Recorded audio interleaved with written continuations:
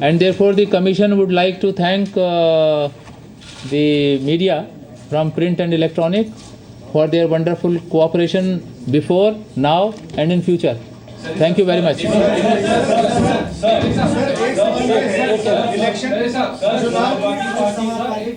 तो चुनाव आयोग की प्रेस कॉन्फ्रेंस आप देख रहे थे। यूपी में 7 चरणों में चुनाव होंगे, मणिपुर में 2 चरण में चुनाव होंगे, उत्तराखंड, पंजाब और गोवा में एक एक चरण में वोटिंग होगी। 7 चरण में उत्तर प्रदेश में 11 फरवरी से चुनाव की शुरुआत होगी और 8 मार्च तक चुनाव चलेंगे।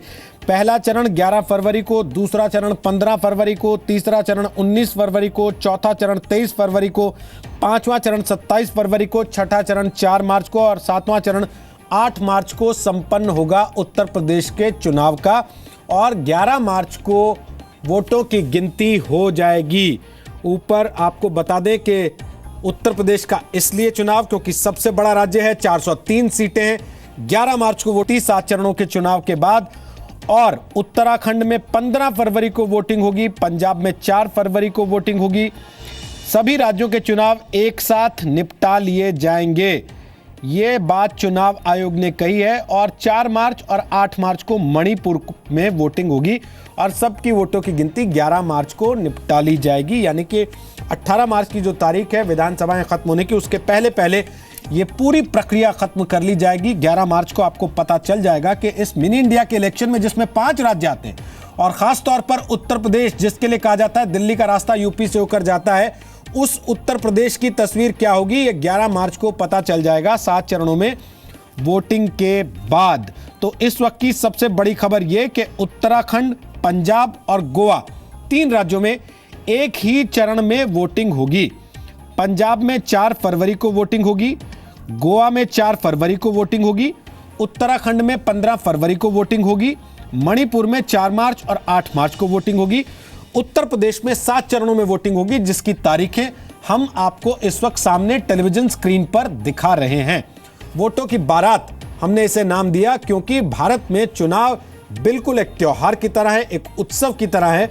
और ये मिनी इंडिया का इलेक्शन है जिसमें 5 ऐसे राज्य होंगे जिसके चुनाव पर सबकी नजर रहेगी।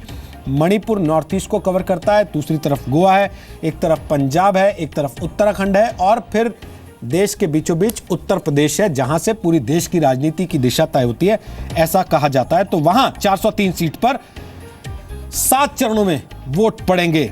11 फरवरी से वोट पड़ने शुरू होंगे, 8 मार्च तक वोट पड़ेंगे। 11 फरवरी को, फिर 15 फरवरी को, फिर 19 फरवरी को, फिर 23 फरवरी को, फिर 27 फरवरी को, फिर 4 मार्च को और फिर 8 मार्च को वोटिंग होगी उत्तर प्रदेश में। मणिपुर की 60 सीटें हैं, वहां 2 चरण में वोट पड़ेंगे। 38 सीटों पर 4 मार्च को और बाकी 22 सीटों पर 8 मार्च को वोट वहां पर डाले जाएंगे। उत्तराखंड में 15 फरवरी को वोटिंग होगी, एक ही चरण की वोटिंग होगी। पंजाब में 4 फरवरी को वोटिंग होगी, एक ही चरण की वोटिंग होगी। और गोवा में 4 फरवरी को वोटिंग होगी, एक ही चरण की वोटिंग होगी। ये कैलेंडर हमने आपके लिए बना दिया है, चुनाव का कैलेंडर। आप सेव कर लीजिए अपने पास और याद कर लीजिए किस दिन आपको अपने मताधिकार का इस्तेमाल करना है। इस बात का ध्यान रखते हुए कि वोटिंग का दिन केवल छुट्टी का दिन बनकर ना रह जाए। वोटिंग का दिन आपके लिए आपका हक इस्तेमाल करने का दिन है, लोकतंत्र में आपकी भूमिका को जताने का दिन है, लोकतंत्र में आपकी ताकत का एहसास राजनीतिक दलों को कराने का दिन है। इसलिए वोटिंग के दिन को केवल छुट्टी का दिन समझ के ना बैठें, उस दिन अपने घर से बाहर निकलें, अपने वोट का इस्तेमाल करें। इसीलिए हम आज आपको ये कैलेंडर दे रहे हैं ताकि आप चुनाव की तारीखें नोट कर लें, याद कर लें, आपको अपने इलाके में किस दिन वोट डालने के लिए जाना है। अपना अपॉइंटमेंट चुनाव आयोग के लिए, अपने राजनीतिक दल के लिए, अपने उम्मीदवार के लिए आज ही से आप फिक्स कर लें।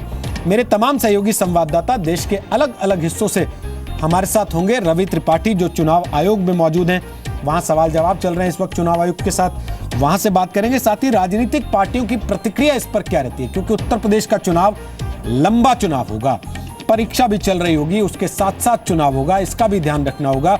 पोलिंग सेंटर बहुत जगह स्कूलों में बनते हैं, सरकारी स्कूलों के टीचर्स की ड्यूटीज लगती हैं वोटिंग के दौरान। उन सब चीजों पर इसका कितना असर पड़ेगा, राजनीतिक पार्टियों ने क्या तैयारी की है।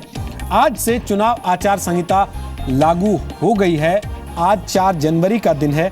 अब कुल मिलाकर 1 महीना 7 दिन चुनाव वाले राज्यों में बचे हैं राजनीतिक पार्टियों के पास। क्या उनके लिए 1 महीना 7 दिन का ये समय पर्याप्त है?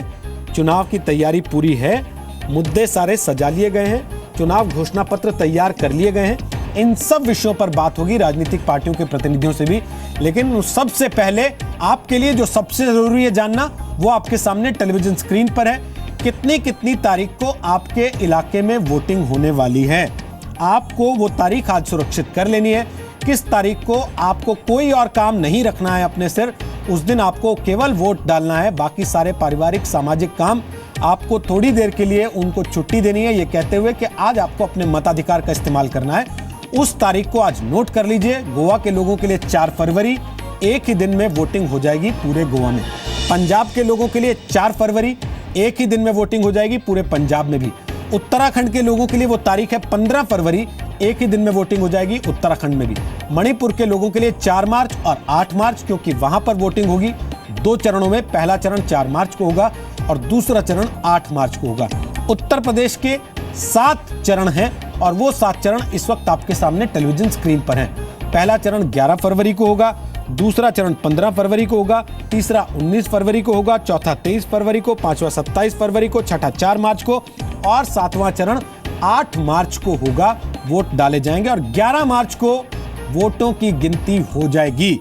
यानी कि 11 मार्च शनिवार के दिन ये तय हो जाएगा किसका शनि भारी है और किसके लिए शनि का उसकी राशि में आना फलदायी है, कौन सत्ता में आएगा, कौन सत्ता से बाहर जाएगा। आपको बता दें, इन 5 राज्यों में से एक में समाजवादी पार्टी की सरकार है, गोवा में बीजेपी की सरकार है, पंजाब में बीजेपी और अकाली दल की सरकार है, मणिपुर में कांग्रेस की सरकार है और उत्तराखंड में कांग्रेस की सरकार है। समाजवादी पार्टी इस वक्त पारिवारिक कलह से जूझ रही है। दूसरी तरफ पंजाब की सरकार पिछले 10 साल के शासन के बाद एंटी इनकम्बेंसी का सामना करेगी। उत्तराखंड की सरकार के सामने अपने मुद्दे हैं, गोवा की सरकार के सामने अपने मुद्दे हैं। 2 राज्य ऐसे हैं, गोवा और पंजाब, जहां इस वक्त आम आदमी पार्टी भी मैदान में है, ताल ठोक रही है। यानी कि मुकाबला केवल आमने सामने का कांग्रेस बीजेपी का नहीं रहेगा, वहां पर इस बार तिकोना मुकाबला होगा। देखने की बात होगी कि अरविंद केजरीवाल की पार्टी दिल्ली से बाहर निकलकर कितने पैर जमा पाती है देश की राजनीति में। पंजाब में और गोवा में, खास तौर पे गोवा में उन्होंने अपना सीएम कैंडिडेट भी घोषित कर दिया है और पंजाब में इस वक्त कुल मिलाकर मुद्दे ड्रग्स और एंटी इनकम्बेंसी